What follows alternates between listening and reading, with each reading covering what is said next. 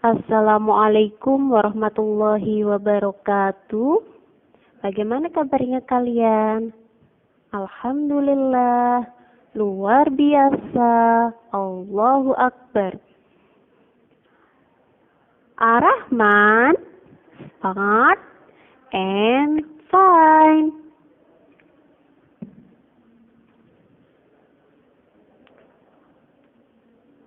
Pada kesempatan kali ini kita akan belajar bahasa Indonesia tentang menjelaskan pengertian teks laporan hasil pengamatan. Untuk lebih jelasnya kita simak video berikut ini ya. Apa itu teks laporan? Teks laporan adalah teks yang berisi informasi berdasarkan pengamatan yang sudah dilakukan. Teks laporan bertujuan untuk memberikan informasi kepada orang banyak. Secara umum, teks laporan terdiri dari beberapa jenis, antara lain teks laporan hasil pengamatan, teks laporan perjalanan, teks laporan kegiatan, dan teks laporan peristiwa.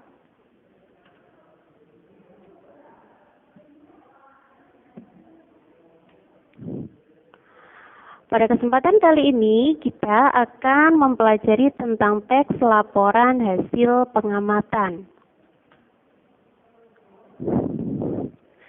Teks laporan hasil pengamatan itu berisi 1. Informasi atau pernyataan umum. 2. Kumpulan fakta atau hasil pengamatan. 3. Kesimpulan. Oke, di sini akan saya sediakan contoh bacaan atau teks laporan. Silahkan bacalah teks laporan hasil pengamatan berikut dengan cermat. Ini ya contoh teksnya. Mari kita baca bersama-sama. Selain nasi dan jagung sebagai makanan pokok masyarakat Indonesia, terdapat pula singkong. Singkong termasuk tanaman umbi-umbian. Pada tanaman singkong, bagian yang dijadikan makanan pokok adalah umbi akar. Dari teks laporan tersebut, kita mendapatkan berbagai banyak informasi. Di antaranya, coba diamati juga ya. Yang pertama, informasi yang dapat kita peroleh. Yang pertama yaitu singkong termasuk makanan pokok masyarakat Indonesia. Perhatikan kalimat utama pada paragraf yang tadi ya. Kemudian informasi berikutnya adalah singkong termasuk tanaman umbi-umbian. Kemudian informasi yang ketiga yaitu bagian tanaman singkong yang dijadikan makanan pokok adalah umbi akar.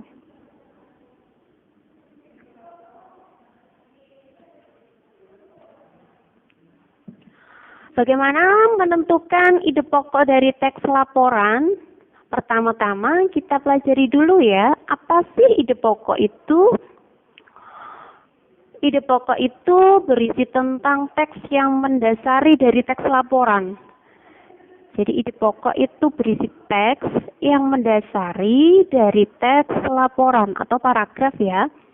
Ide pokok dapat ditemui pada kalimat utama. Nah, kalimat utama itu biasanya berada di awal kalimat atau di akhir, kalimat utama terdapat di awal atau di akhir paragraf. Kadang ada juga yang berada di tengah atau di atas dan juga di bawah, itu namanya paragraf campuran. Nanti selanjutnya kita akan mempelajari tentang jenis-jenis paragraf ya, berdasarkan paragraf berdasarkan ide pokok yang berada di awal atau berada di akhir kalimat. Oke, kita lanjutkan lagi. Ingat kembali, silahkan diingat kembali teks laporan sebelumnya tadi ya, yang tentang singkong itu ya. Selain nasi dan jagung sebagai makanan pokok masyarakat Indonesia, terdapat pula singkong. Nah, itu tadi yang kita baca bersama-sama ya. Yang pertama itu merupakan kalimat utama. Kalimat yang mendasari dari paragraf tadi. Yang saya beri tanda merah ya. Nah, yang tanda merah itu merupakan kalimat utama yang dinamakan kalimat utama. Oke, selanjutnya dari kalimat utama kita dapat menentukan ide pokok. Ide pokok dari kalimat tadi dapat kita simpulkan ya, ide pokoknya adalah singkong sebagai salah satu makanan pokok masyarakat Indonesia. Dari sebuah teks laporan biasanya tidak hanya terdiri dari satu paragraf saja ya, melainkan ada banyak kalimat dari satu paragraf. Dari setiap paragraf kita dapat menentukan masing-masing ide pokok. Ya, dari satu paragraf itu pasti ada satu ide pokoknya, ya. Oke. Agar lebih mudah memahami teks laporan, kita dapat menyajikan dalam bentuk diagram. Agar lebih mudah memahami teks laporan itu kayak gimana ya. Nah, itu kita dapat menyajikannya dalam bentuk diagram. Bagaimana ya bentuk diagram itu? Next, kita lihat. Nah, seperti ini ya bentuk penyajian ide pokok dalam bentuk paragraf, dalam bentuk diagram. Yang di tengah itu judul laporan teks. Judul laporan teks, jadi satu teks paragraf, satu teks itu terdiri dari banyak paragraf. Ada paragraf 1, paragraf 2, paragraf 3, paragraf 4. Dan setiap paragraf itu pasti ada satu ide pokoknya. Jadi, untuk lebih mudahnya kalian buat diagram seperti itu, nanti tinggal ngisi saja ya. Judul laporannya apa, ide pokok paragraf 1 apa, 3 apa, dan seterusnya. Seperti itu akan lebih memudahkan kalian untuk memahami ide pokok dan kesimpulan dari teks tersebut. Menentukan simpulan dari teks laporan. Oke, selanjutnya kita akan membuat kesimpulan atau menyimpulkan dari teks laporan yang tadi ya. Sebelumnya, simpulan itu apa sih? Nah, perhatikan, simpulan adalah ikhtisar akhir dari suatu laporan. Simpulan dibuat dengan bahasa yang singkat, padat, dan jelas. Jadi bahasanya tidak usah bertele-tele ya. Bahasanya kita buat yang singkat saja tapi jelas dan mengandung mewakili dari satu paragraf atau keseluruhannya. Cara membuat kesimpulan dari teks laporan itu seperti apa ya kira-kira? Cara membuatnya seperti ini, kita perhatikan. Yang pertama, bacalah secara keseluruhan isi teks dengan cermat. Kita baca dulu ya, dengan cermat dan teliti. Setelah itu, temukan informasi penting yang terdapat dalam teks. Kayak tadi kita menuliskan informasi pentingnya itu apa saja poin-poinnya. Tadi flashback dari yang tadi ya, dari yang paragraf tadi kita menemukan 3 informasi penting. Kemudian hubungkan informasi yang kamu peroleh menjadi satu pernyataan akhir. Pernyataan akhir tersebut dinamakan kesimpulan. Ayo kita kembali ke teks sebelumnya. Yuk kita ketahui kesimpulannya ya. Informasi dari teks yang pertama, informasinya tadi ya dari teks yang kita baca.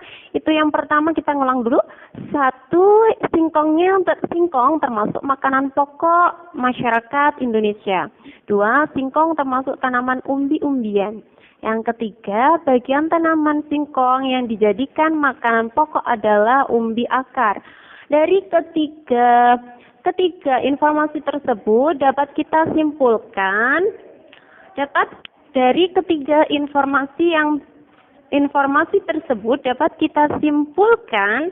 singkong merupakan umbi-umbian yang dimanfaatkan sebagai makanan pokok masyarakat Indonesia. Itu ya kesimpulannya dari bacaan tadi. Singkong merupakan umbi-umbian yang dimanfaatkan sebagai makanan pokok Indonesia. Oke, kita sudah mempelajari tentang bagaimana tadi laporan, apa itu teks laporan, apa itu teks informasi, kemudian apa caranya mencari ide pokok, membuat kesimpulan sudah kita pelajari.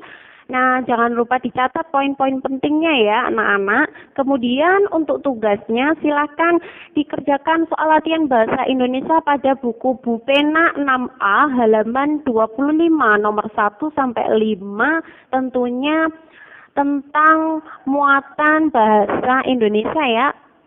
KD 3.1. Kalau belum diambil bukunya, ini ada fotonya, silakan dikerjakan di buku tulisnya boleh atau bisa dikerjakan langsung di bukunya. Sekian dari saya, semoga bermanfaat. Wabillahi taufiq wal hidayah. Wassalamualaikum warahmatullahi wabarakatuh.